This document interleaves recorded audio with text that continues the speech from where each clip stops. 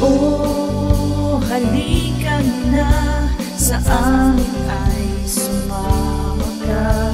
Ngiti at sayang aming ambag, tara na't manood kay Lisa Vlog.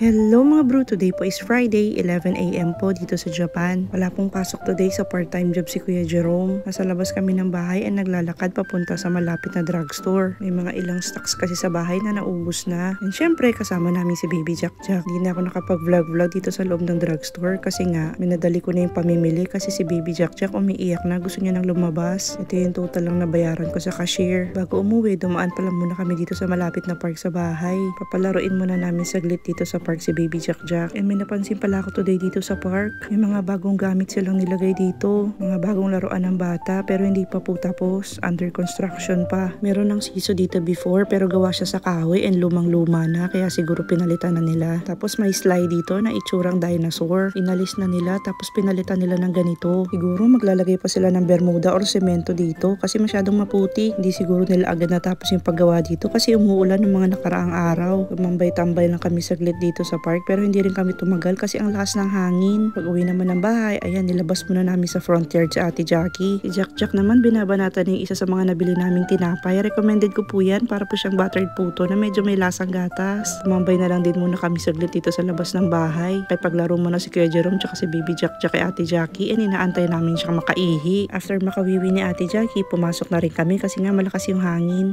Mag-quick haul tayo. Dito na kami sa loob ng bahay. Mag-quick haul tayo from drugstore na Kusuri Sugi Drug. Pumili ako ng sabong panlaba. Medyo matipid yung washing machine kasi napansin ko, nilagay ko siya sa parang hindi sobrang daming sabon na nilalagay. Parang nasa ano lang siya, gitna siya ng marami at saka ng konti. Inaabutan to na 1 buwan. So ayan, isang sabong panlaba na liquid. Tapos yung sabon sa plato. Bumili din ako ng mansanas ni Kuya Jay kasi mahilig si Kuya Jay sa mansanas. Tapos yung dental treat ni Ate Jackie, napakamahal na nito, 600 yen, 600 yen. Bumili din ako ng nori doon. Gusto ko tong nori na to doon sa Sugi Drug. And may nakita akong yakitori momotari. Ang gagawin ko na naman ngayon, back to no rice ako. Tsaka medyo iiwas na naman ako sa mga pagbe-bake ng matatamis. But anyways, bumili rin ako nito for the salad. Stop na rin si Kuya Jerome. Wala mo nang magre-request kay mama ng kung anong matamis kasi iwas muna tayo sa matatamis for the meantime kasi kailangan ni mama magpalakas. Bumili ako ng parang mask ni Jack Jack kasi yung binili ko sa kanyang mask doon sa maliit. Try mo nga daw ito, nak. Maliit, nak. Maliit. Baliktad ata, nak. Asakto lang, nak. Ay, may nagkalat ka na daw sa likod, oh. Masira. Yung pinagkainan niya ng puto. Hindi, baliktad yun. Ganito pala. Ay, sabi ko na nga, baliktad eh. Baliktad pala kuya eh. O yan. O kasyang-kasya lang. Pero ayaw niya. Ayaw niya. Sabi mo ayaw niya eh. Ayaw niya magmas. No, no. No, yan no. Ayaw niya. Si Kuya Jerome, sabi ni Jack Jack, si Kuya Jerome, pinipilit ako magmask. Tago lang natin to kasi magagamit rin to ni Jack Jack. Hindi kasi siya sanay and ayaw niya nga rin hinahawakan yung mukha niya ba. So yan, mask ni Jack Jack. Bumili rin ako ng parang yung buo na black pepper. Tapos itong parang century tuna. Ang mahal ito doon. 500 yen ito, 3 can. Pero nandoon na kami eh. So, bumili na lang ako 2. Bumili ako ng mga nakapack na salad. 2 ata to. Nasa isang plastic siguro ito, pero 2 to. Tapos, maubusan na si Papa ng coffee creamer ata dyan. So, bumili na ako ng creamer. Tapos, for Ate Jackie, bumalik ako dito sa Cesar. Kasi, mas gusto niya to. So, balik kami dito. Mas mahal nga lang to. Yung binili ko sa kanya nung nakaraan, ganito din yung size. Around 700 yen lang. Tapos, itong Cesar's, 1,500, 1,600 yen kasi to. So, balik tayo sa mahal. Kasi, pinipili niya yung yung binili ko sa kanya nung nakaraan. Ayaw niya kainin. Tapos, bumili ako nito. May pack ng Ayurtime. Parang trial packs siya. Tapos, 6 pieces ata yung laman nito sa loob. Ito yung mga flavors. Mga variant ata niya sa loob. Ayan. Tapos, 6 na piraso. Minsan lang naman ako nag-o-offer. Kaya, gusto ko lang try itong mga trial. And may gusto na ako dito eh. Ito, gusto ko to. Ayan. Ito talaga yung recommended ko. Ito, parang bago ito. Itong pula. Ayan. Tapos ito, na-try ko na din itong parang lemon. Ito din ata, bago din ata ito. Yung nilalagay sa Oforonak para magbango ka pagkatapos mong... Kala ko nag-iinom eh. Hindi, uy. Ito, hindi ko alam kung bago to. Pero yung na-try ko na dito, yung recommended ko is yung blue, itong orange. Ayan. And ito din, para siyang lime. Ayan, naka-drawing naman dyan. Ayan yung mga na-try ko na. So, anim na pambabad sa Oforo.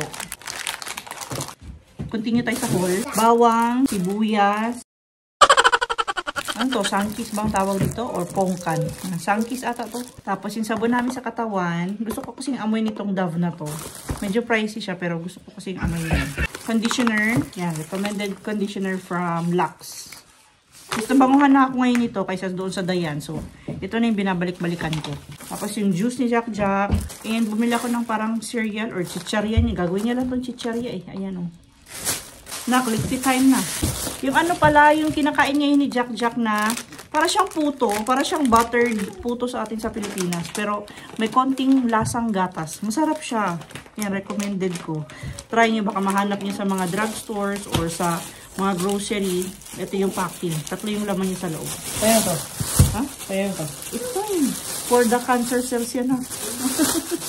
Yung aming recommended na anti-itch or anti-dandruff shampoo dito sa Japan. Ano kami nito lahat? Ito yung ginagamit na naming shampoo talaga. Tapos tinapay for Kuya Jake. Dalawa yan. Dalawa. Yung favorite niya rin na cream pang. 3 pala yan. Meron pa siya isa dito. Mamili na lang siya. Hindi na rin kasi ako pwedeng mag-bake ngayon kasi masakit yung dito ko mag-ganan-ganan lang din. Mamimiss ko si mama ba? Miss ko yung luto niya.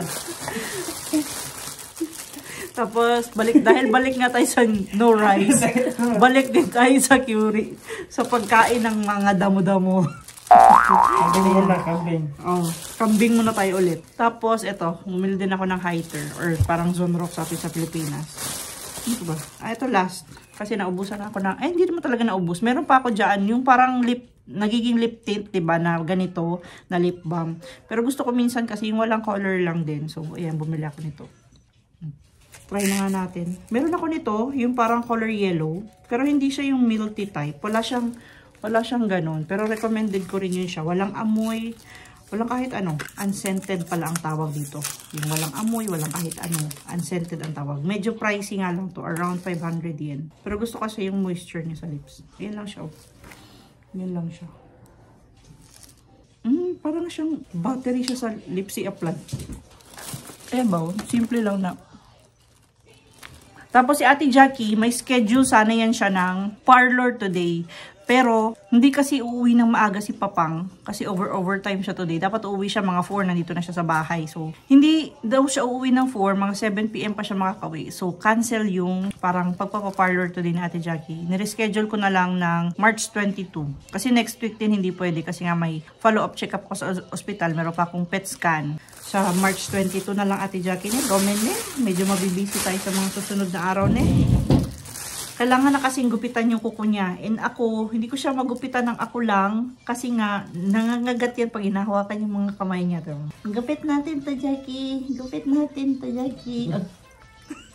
Gupit natin to. Nangangagat. Ayun niya yung hinahawakan yung kuko niya, yung kamay niya.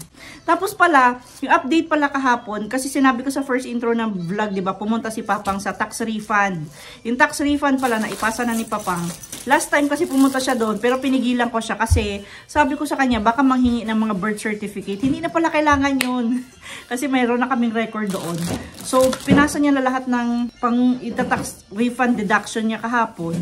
So, mababalik daw sa amin is around 10 lapad at kalahati. After 3 weeks daw, papasok yung sa bank ni Papang. So, yung ating tax refund is okay na. But anyways mga bro, maraming salamat po sa panonood. Please like, comment, and subscribe. And Kuya Jerome, always remember, whatever you are, bye-bye for now and see you again on our next one. Bye! Sa next vlog ulit!